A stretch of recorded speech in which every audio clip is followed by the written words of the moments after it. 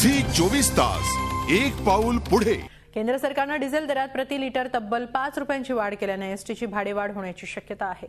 इंधन दरवाढीमुळे एसटीच्या खर्चात दररोज 60 लाख रुपयांची वाढ झाली आहे। त्यामुळे एसटीलाही लवकरच मोठी दरवाढ करावी लागणार आहे। या दरवाढीचा प्रस्ताव आजच महामंडळामार्फत राज्य सरकारकडे पाठवला जाणार असल्याचे एसटी महामंडळाचे अध्यक्ष जीवन गोरे यांनी सांगितले।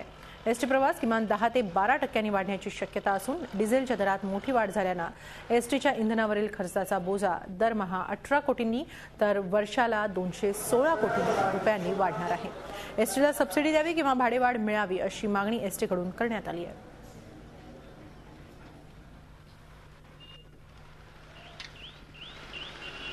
दरम्यान एसटी महामंडळाचे अध्यक्ष जीवन गोरे यांच्याशी झी 24 तासने संपर्क साधला होता। त्यांनी दिलेली प्रतिक्रिया ऐकूया।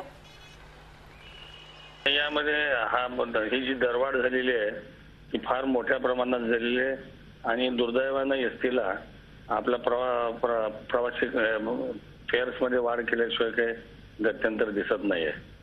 यामध्ये एक हाकीम समिती नेमलेली आहे। त्या हाकीम समितीच्या फॉर्म्युल्यानुसार दरवाढ करावी लागणार आहे आणि त्याचा प्रस्तावित तातडीने देणं आवश्यक आहे, कारण हा जो बोजा आहे हा बोजा फार मोठा आहे। रोज 60 लाख रुपये आणि आपण आताच बोलल्याप्रमाणे जवळ 250-300 कोटी रुपयाचा बोजा आहे। त्यामुळे तातडीने निर्णय घेतल्याशिवाय गत्यंतर नाही। त्यामुळे निश्चितच प्रवाशांना ज्यादा पैसा मोजावा लागणार आहे, पण हे केल्याशिवाय गत्यंतर नाही आणि या तातडीने प्रस्ताव देणं आवश्यक आहे। त्या दृष्टीने एसटी महामंडळ तयारी करत आहे। इंधन दरवाढीनंतर प्राथमिक जो अंदाज आहे तो जवळजवळ 250-300 कोटीपर्यंत हा तफावत जाईल, कारण ऑइल आहे, लुब्रिकंट्स आहेत सगळं। त्यामुळे खूपच अडचणीत होऊन बसलेलं आहे सगळं। झी 24 तास एक पाऊल पुढे।